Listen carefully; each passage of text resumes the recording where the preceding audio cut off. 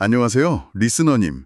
오늘은 루돌프 슈타이너, 이번이 1910년 베른 강연에서 마태복음을 아주 독특하게 해석했는데요. 이걸 좀 함께 파헤쳐 볼까 합니다. 슈타이너가 그랬잖아요. 내 복음서가 꼭 나무 하라를 네 방향에서 찍은 사진 같다고. 그러니까 그리스도 사건이라는 하나의 큰 실체를 여러 각도에서 보여준다는 거죠. 네, 맞아요. 슈타이너한테 복음서는 그냥 역사책 그 이상이었어요. 인류의 어떤 영적인 진화, 또 의식 발달, 이런 비밀을 푸는 열쇠로 본 거죠. 특히 그 마태복음이 왜 아브라함부터 시작하는 그 긴 족보로 시작할까? 그게 슈타이너 관점에서는 중요해요. 인간 안에 어떤 힘들이 의식적으로 만들어졌는지를 보여주는 핵심 열쇠가 된다는 겁니다.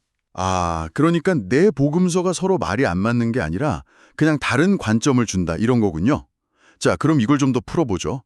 요한복음은 그 우주적 지혜, 로고스에서 출발하고 누가복음은 인류의 희생 이런 걸 강조하면서 아담까지 쭉 올라가는데 그럼 마태복음은요? 어디에 초점을 맞춘 거죠? 마태복음은 딱 아브라함부터 시작해서 3 곱하기 14세대, 그러니까 총 42대에 걸친 특정 혈통에 집중해요. 슈타이너는 이걸 통해서 인간적인 어떤 힘이나 특성들 있잖아요. 그게 여러 세대를 거치면서 어떻게 잘 정제되고 뭐랄까 준비되었는지를 보여준다고 해석했어요. 그의 시각에서는 이게 그 고대 페르시아의 영적 스승 자라투스트라 있잖아요. 조로아스터. 그 분의 영적 개별성, 그러니까 그 정수 같은 지혜와 영적 본질이 나사렛 예수라는 인물 안에서 육화될 수 있도록 그 길을 닦는 과정이었다는 거죠.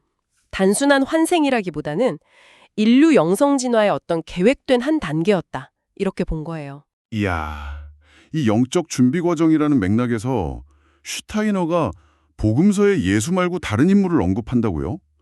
기원전 1세기경에 예수 벤 판디라요. 잠깐만요. 그러면 나사렛 예수가 아닌 다른 예수가 있었다는 건가요? 이건 좀 헷갈리는데요. 네, 그렇죠. 그 부분이 아주 흥미로운 지점이죠.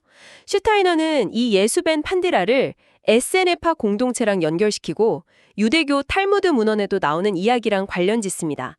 이분을 고타마 붓다의 뒤를 이은 영적 존재, 그러니까 보디사트바의 보호 아래서 활동하면서 길을 미리 닦은 인물로 봤어요.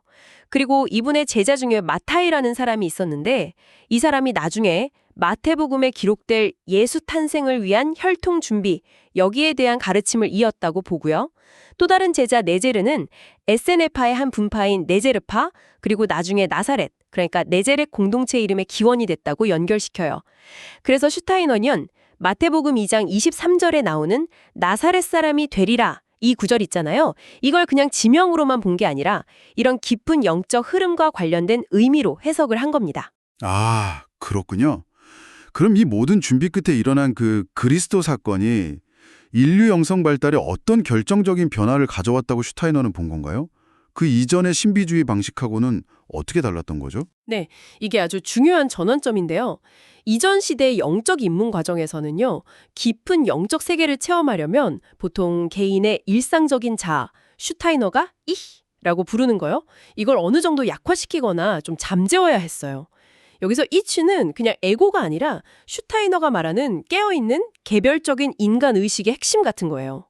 그런데 그리스도 사건을 통해서 나타난 새로운 영적인 힘, 이걸 그리스도 충동이라고 부르는데 이게 인간이 이 이시 의식을 온전히 똑똑히 유지한 채로도 영적인 실제, 천상의 왕국, 라이큐델의 힘을 인식하고 체험할 수 있는 새로운 길을 열었다고 본 거예요.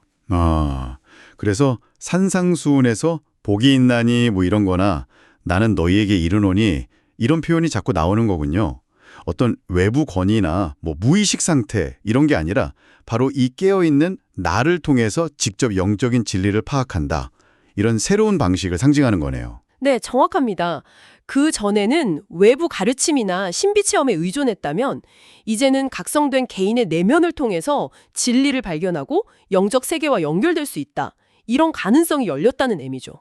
이런 상징적인 해석이 기적 이야기에도 적용되는 거죠? 예를 들어서 그 4,000명, 5,000명 먹이신 이야기요. 이거 문자 그대로 받아들이긴 좀 어려운데 슈타이너는 여기서 또 어떤 깊은 의미를 찾았나요? 인류 발달 단계를 상징한다고 봤어요. 이 기적들도 그런 관점에서 해석하는데요. 그는 인류 역사를 영적인 의식 발달 단계로 문화기라고 부르거든요. 이걸로 나눠서 설명해요.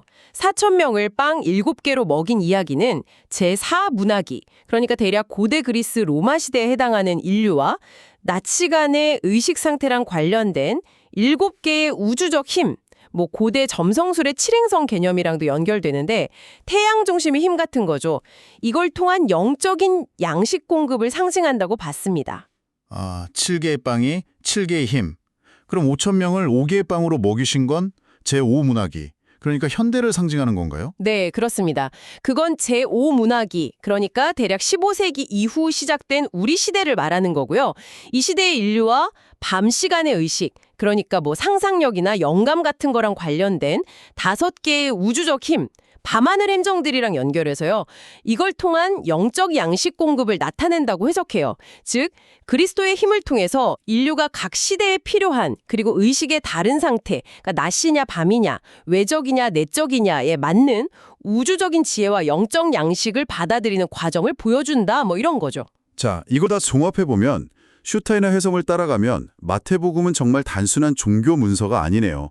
인간과 우주의 어떤 영적인 진화 과정이 족보, 역사적 인물에 대한 어떤 암시들, 심지어 기적 이야기 속에 상징적으로 담겨 있는 굉장히 심오한 텍스트로 다가오는 것 같아요. 네, 오늘 저희가 슈타이너가 마태복음을 통해 제시한 정말 방대한 통찰의 아주 작은 부분만 맛본 겁니다.